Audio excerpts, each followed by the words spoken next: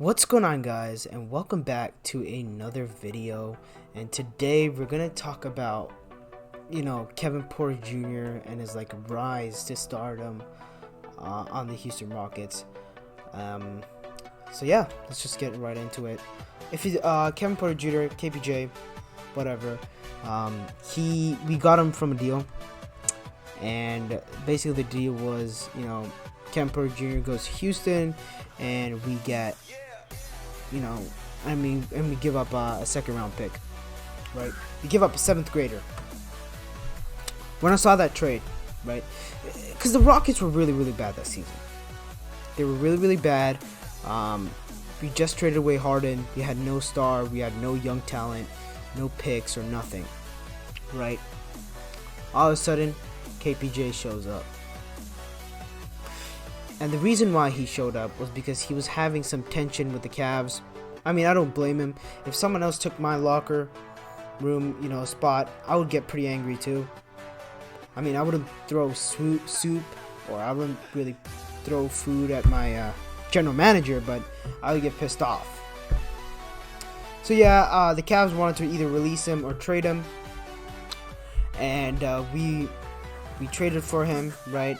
And he was down in the G League for a while, and he came back up, dropped 50 against Jrue Holiday. You gotta see the potential to that. 50 against Jrue Holiday. Not a lot of players can say they dropped 50 on Jrue Holiday. And he's also the youngest player to do it. The youngest player to score 50. So the Rockets ended up, moving him to point guard, right? At the start of the season, he had a rocky start. It's a new position. Point guard is not really the easiest position to play. It's not you come in and you pass the ball, your point guard. All of a sudden, no. You got to know all the plays, all the offensive plays, because you're running the offense. So you got to know all the plays. Got to have good vision.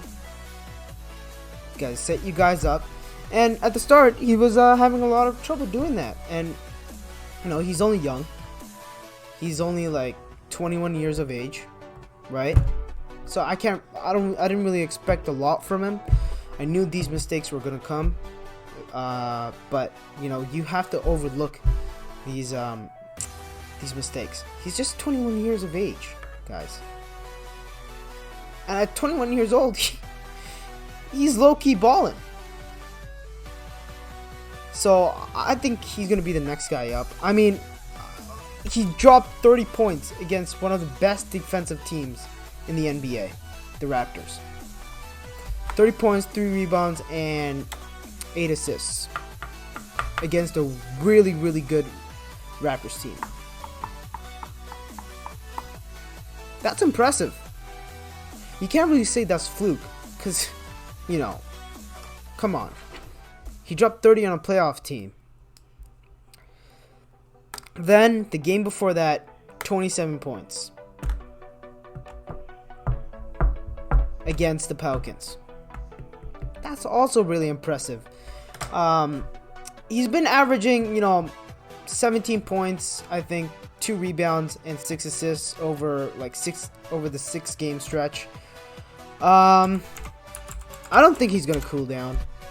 I don't think so. He's a really good player. And a 2nd round pick, that's a steal. I saw that and I was like, we stole from the Cavs. This is a highway robbery. And against the Cavs he scored 16. Against the Warriors he scored 17. Spurs 16, Warriors 17, and Jazz 15. You can't tell me that's not impressive right there. You can't. And he's averaging around 8 or 6 assists per game. Against the Warriors, he dropped 11 assists. That's got to tell you something right there, man. Of how special this brother is. At the start of the season, right, he was shooting, I think, 31% from 3. Now it's 44% from 3. Against the Raptors, 6 of 9 from 3, 11 of 16 field goal percentage. Shots. Come on, like, I just don't get where this hate comes from. Like, there's literal proof right in front of us that he's gonna be one of the best point guards in the league one day. I'm not saying the best, one of the best. He has the potential to do it. He's 21 years old, man. You gotta give these guys time. Like Steph Curry, he wasn't good right away, right? Chauncey Billups, he wasn't good right away. Chris Paul, all these point guards, they weren't good right away. It took time. It takes time, and we can't rush it. And I'm not saying, I was told, I was saying he's going to be a star from the start. No, I had my doubts too. And now I'm seeing that, he is going to be one of the best players in the NBA one day. He's going to be one of the faces of the NBA one day. And all that off-court stuff, it happens. We're humans. We make mistakes, but we learn to grow from them. We can't just define our past. Our past does not define us. It's our future that defines us. What are we gonna... Okay, we made a mistake. Now what are we gonna do now? Right? And KPJ has done that. He showed, haters wrong that he's able to, block out all the noise and focus on his basketball career.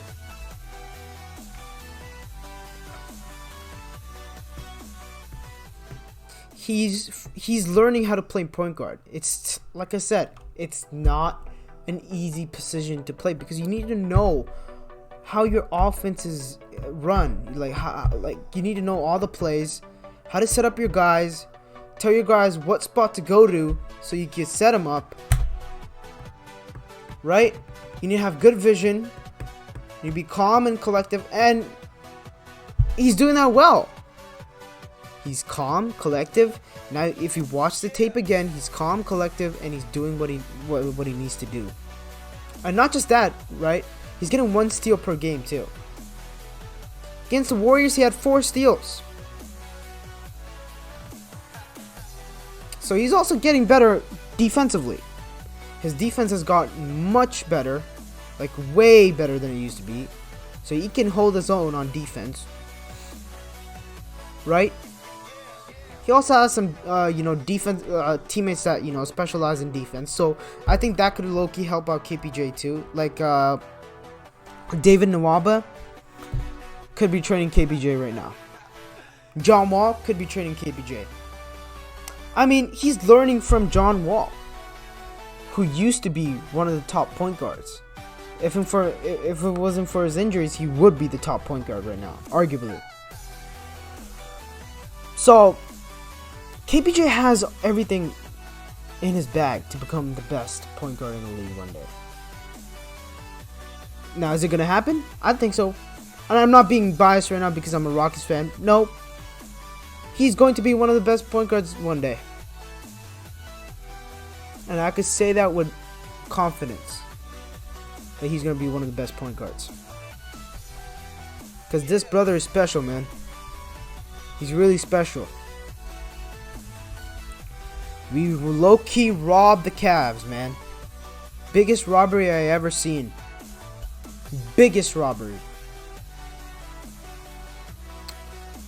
That's all I have to say.